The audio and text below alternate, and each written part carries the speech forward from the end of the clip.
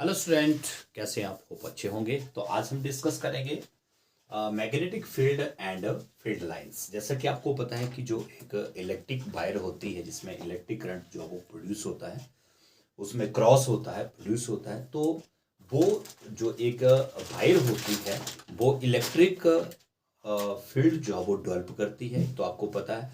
साथ में वो वायर जो है वो एक मैग्नेटिक फील्ड भी डेवलप करती है जब उसके नज़दीक हम एक कंपास को ले आते हैं ना।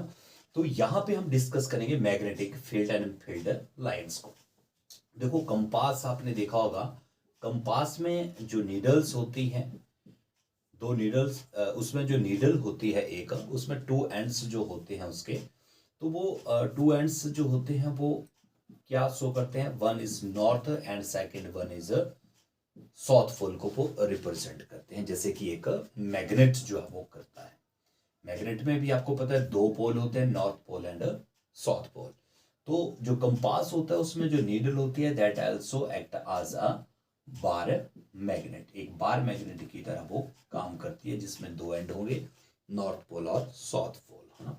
तो नॉर्थ पोल जो है वो टूवर्ड्स डायरेक्ट होता है टूवर्ड्स नॉर्थ डायरेक्शन, और साउथ पोल जो होता है that is toward south direction. ठीक है। अब यहाँ पे हम देखते हैं कि जैसे हमारे पास एक मैग्नेट है, इस तरह से हमारे पास एक मैग्नेट है जिसका नॉर्थ और साउथ पोल है, और उसके ऊपर हम डालते हैं आयरन फिलिंग। ठीक है, आयरन फिलिंग जो है उसके अंदर हम डालते हैं।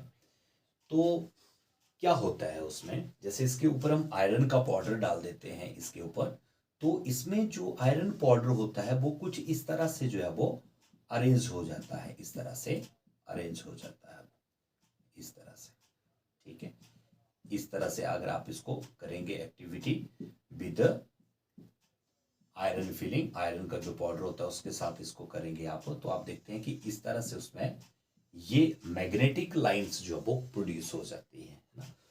अब ये मैग्नेटिक जो लाइंस इस तरह से प्रोड्यूस होती हैं, इसका क्या कारण होता है, कैसे आपको पता लगता है, या ये किस तरह से डेमोन्स्ट्रेट जो वो करती हैं मैग्नेटिक लाइंस जो होती हैं। तो देखिए यहाँ पे इस मैग्नेट का एक इन्फ्लुएंस होता है ना, एक प्रभाव होता है इस मैग्नेट का। और जहां इसका प्रभाव होता है इस मैग्नेट का, जितने एरिया में इसका प्रभाव होता है, वहां आपको ये मैग्नेटिक लाइंस जो है वो दिख जाती है। जहां जहां इसका प्रभाव जो है वो आपको दिखता है, इसका इन्फ्लुएंस जो आपको दिखेगा, तो वहां पे मैग्नेटिक लाइंस जो आपको दिख जाएंगी।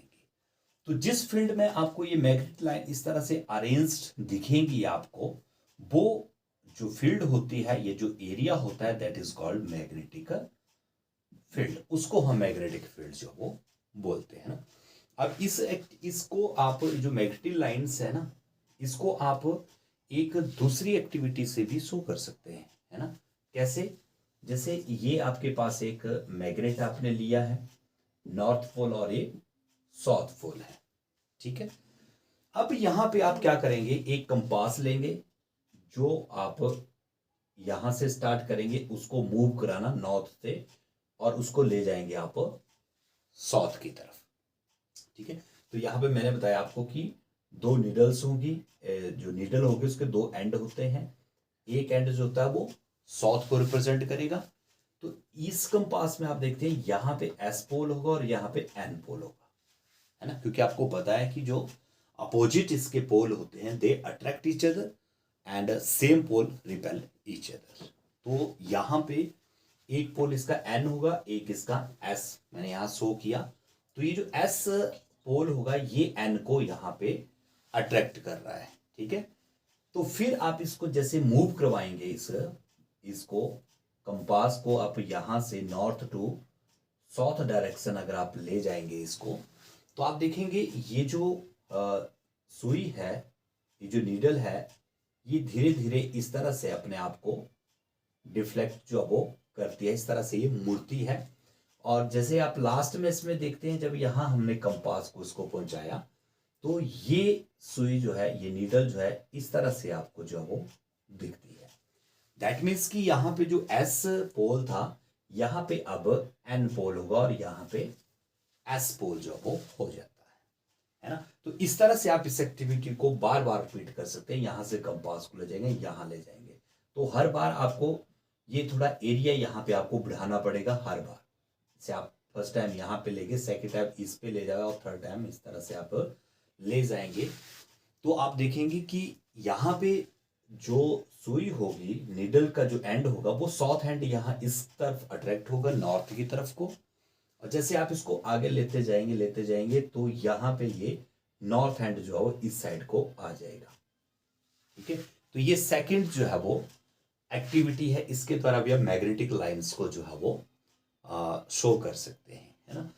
अब देखो यहाँ पे आपको जो क्वेश्चन आता है पेपर में, एग्जाम में जो आपको क्वेश्चन पूछा जाता है, वो एक तो आता है आपको कि what are the properties of magnetic field and magnetic field lines. तो देखो मैग्नेटिक फील्ड जो यहाँ पे हुई, अब मैग्नेटिक फील्ड का डायरेक्शन भी हुई एंड मैग्नीट्यूड भी होता है ना। इसकी एक पर्टिकुलर डायरेक्शन भी है, जैसे नॉर्थ पोल से, जैसे जो कंपास हम ले जा रहे थे नॉर्थ, ये जैसे यहाँ से नॉर्थ इसका इस साइड को था, तो धीरे धीरे इसका जो नॉर्थ था वो साउथ की तरफ को जो आ गया। तो इसका मतलब इसके अंदर डायरेक्शन भी है और इसका एक मैग्नीट्यूड भी होता है ना।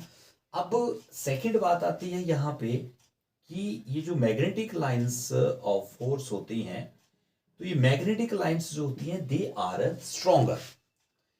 ये ज्यादा स्ट्रॉन्ग कहाँ पे होती है, जहां पे मैग्नेटिक फील्ड ज्यादा होती है, that is close to this magnet. इस मैग्नेट के नजदीक जहां आपको ये लाइंस क्रॉडेड दिखेंगी, बहुत ज्यादा दिखेंगी, दैट मीन्स यहां पे मैग्नेटिक फील्ड जो वो ज्यादा होती है। ऐसे भी आप देखते हैं कि इसके नजदीक का जो एरिया होगा, जैसे इसका नॉर्थ पोल है और साउथ पोल है, यहाँ पे ज्यादा मैग्नेटिक फील्ड जो वो होती है, और यहाँ पे मैग्नेटिक लाइंस भी आपको ज्यादा जो वो दिखेगी, आपको बहुत ज्यादा दिखेंगी। लेकिन जैसे आप इससे दूर जाते जाएंगे तो यहाँ पे मैग्नेटिक लाइंस ऑफ फोर्स जो होगी वो कम होती जाएंगी, है ना। और तीसरी बात आती है कि आप इसके जितने नजदीक रहेंगे, मैग्नेटिक के जितने नजदीक रहेंगे, मैग्नेटिक फील्ड जो उतनी ज्यादा स्ट्रांग होगी। जितनी डिस्टेंस बढ़ती जाएगी, मैग्नेटिक फील्ड जो उतनी वीक जो वो होती जाती है ना। और नेक्स्ट होती है ये लाइंस जो होती हैं, ये कभी भी एक दूसरे को इंटरसेक्ट नहीं करती है ना। ये जो मैग्नेटिक लाइंस हैं ये कभी भी एक दूसरे को इंटरसेक्ट नहीं करेंगी, एक दूसरे को काटेंगी नहीं। ठीक है, तो ये कुछ एक प्रॉपर्टीज थी मैग्नेटिक लाइंस की, और ये थी उसकी मैग्नेटिक फील्ड। ठीक है, तो होप है कि आपको ये टॉपिक जो है वो क्लियर हो गया होगा। तो आज के लिए बस इतना ही। Thank you.